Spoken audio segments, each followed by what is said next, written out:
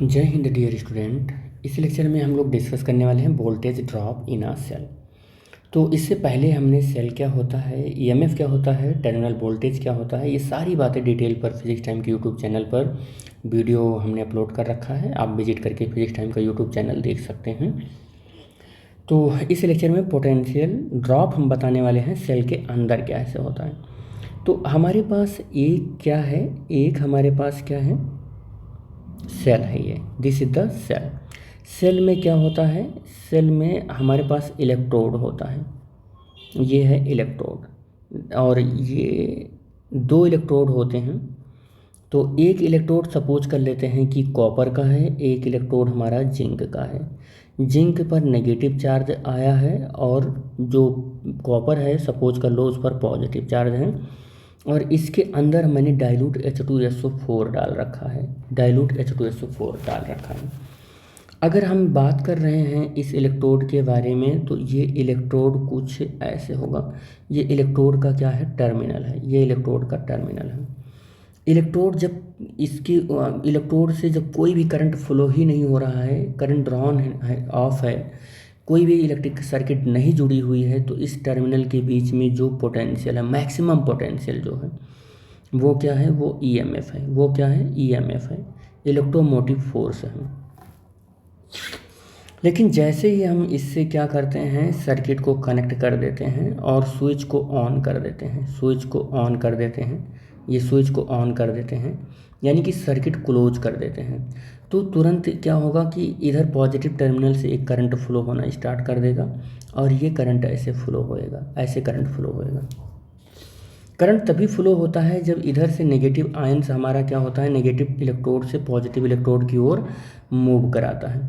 तो cell basically करता क्या है कि किसी इलेक्ट्रॉन को कंटिन्यूअसली मूव करने के लिए, कंटिन्यूअसली सर्किट में मूव करने के लिए इन दोनों इलेक्ट्रोड्स के बीच में एक मैक्सिमम पोटेंशियल डिफरेंस अप्लाई करके रखता है, ताकि इलेक्ट्रॉन कंटिन्यूअसली अब क्या करें, एक्सटर्नल और इंटरनल सर्किट में मूव कर सकें।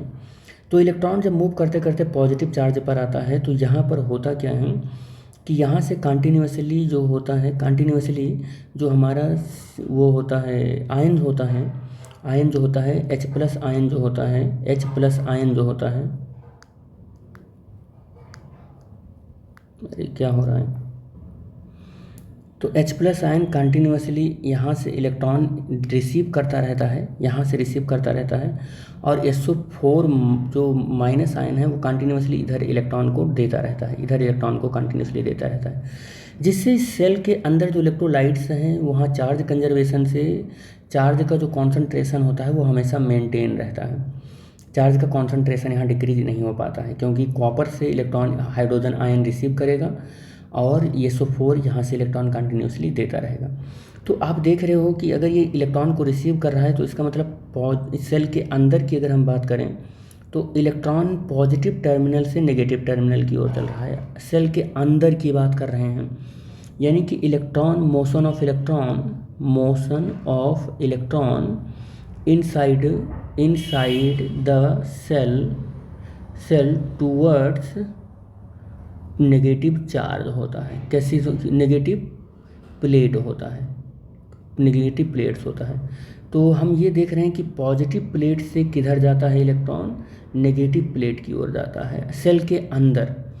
तो यहाँ पर बहुत सारे सेल, यहाँ पर बहुत सारे आयंस होते हैं और ये आयंस पॉजिटिव और नेगेटिव सारे आयंस होते हैं, बहुत सारे नंबर ऑफ कह सकते हैं इनफाइनाइट नंबर ऑफ आयंस यहाँ पर सेल के अंदर होते हैं। तो इलेक्ट्रॉन्स जब इस पॉजिटिव से नेगेटिव की ओर जा रहा होता है तो वो पर यूनिट डिस्टेंस पर अपनी कुछ energy due to the collision of the present of the ions in electrolytes inside the cell के अंदर जो इलेक्ट्रोलाइट्स है उसमें जो मौजूद जो आयंस हैं उनमें कॉलिजन करने की वजह से कुछ उसका पोटेंशियल भी यहाँ अंदर में क्या होता रहता है, कम होता रहता है। तो सेल के अंदर इलेक्ट्रॉन जब पॉजिटिव से नेगेटिव टर्मिनल की ओर जाते हैं तो अंदर में ड्यू टू द कॉलिजन जो उनका एनर्जी लॉस होता है, उस लॉस ऑफ एनर्जी को हम बोलते हैं potential drop of in a cell inside the cell,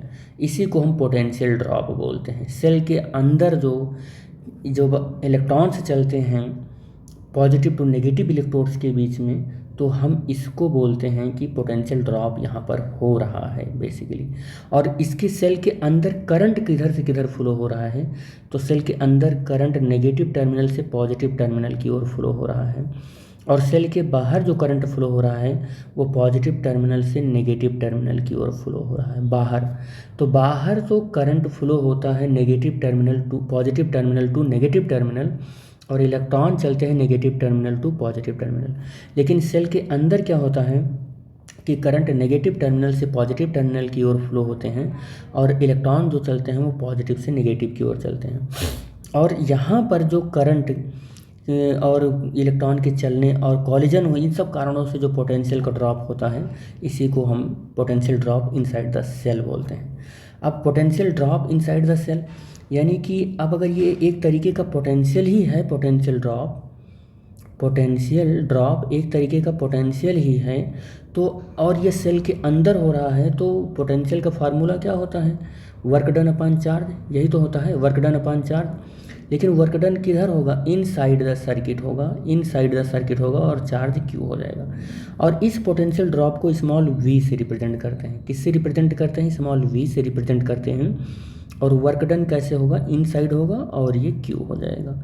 तो टर्मिनल पोटेंशियल का फार्मूला कितना होता है, टर्मिनल पोटेंशियल का या टर्मिनल वोल्टेज का फार्मूला कितना होता है, टर्मिनल वोल्टेज का फार्मूला कितना होता है, तो V टर्मिनल वोल्टेज और V एक्सटर्नल अपान Q।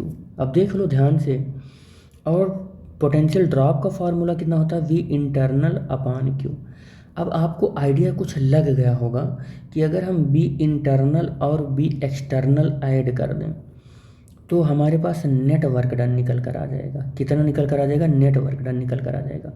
और W नेट अपान Q ही क्या होता है, EMF होता है।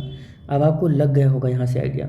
यहाँ से ये भी आइडिया आपको लग गया होगा कि EMF जो होता है वो टर्मिनल वोल्टेज से भी बड़ा होता है, और EMF पोटेंशियल ड्रॉप V से भी बड़ा होता है। स्मॉल v इसको लिख रहे हैं, तो स्मॉल v से भी बड़ा होता है। तो ये बात आप याद रख लीजिए। और लेकिन किस कंडीशन में ये सारी चीज़ें हैं, when the current is drawn from battery, drawn from the battery नहीं सॉरी सेल से जब करंट निकल रही हो तब के लिए है ये, ठीक है।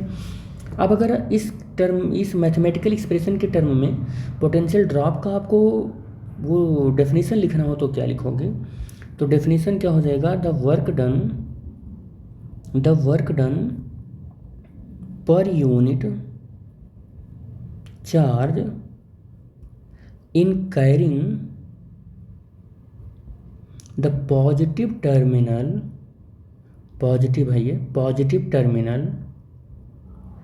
टर्मिनल या पॉजिटिव आप ऐसे लिख लो, इसको मिटा ही देते हैं, पॉजिटिव टेस्ट चार्ज लिखो आप, test charge through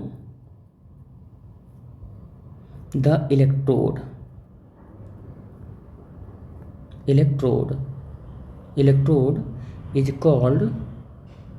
is called voltage drop. इसी को वोल्टेज ड्रॉप बोलते हैं, voltage drop in a cell. आपको बता दें कि जो कोई बैटरी धीरे धीरे डिस्चार्ज हो जाती है, तो क्यों डिस्चार्ज हो जाती है अब आप रीज़न जान चुके हैं। ये पोटेंशियल ड्रॉप होता रहता है सेल के अंदर, तो पोटेंशियल ड्रॉप धीरे धीरे जो होता रहता है सेल के अंदर, इसी वजह से धीरे धीरे हमारी जो बैटरी होती है वो डिस्चार्ज हो जाती है। तो पोटेंशियल ड्रॉप में बस इतना ही। नेक्स्ट लेक्चर में हम लोग बात करेंगे relationship between EMF and the terminal voltage of a cell के लिए। ओके बेटा, thanks for watching the video, thank you.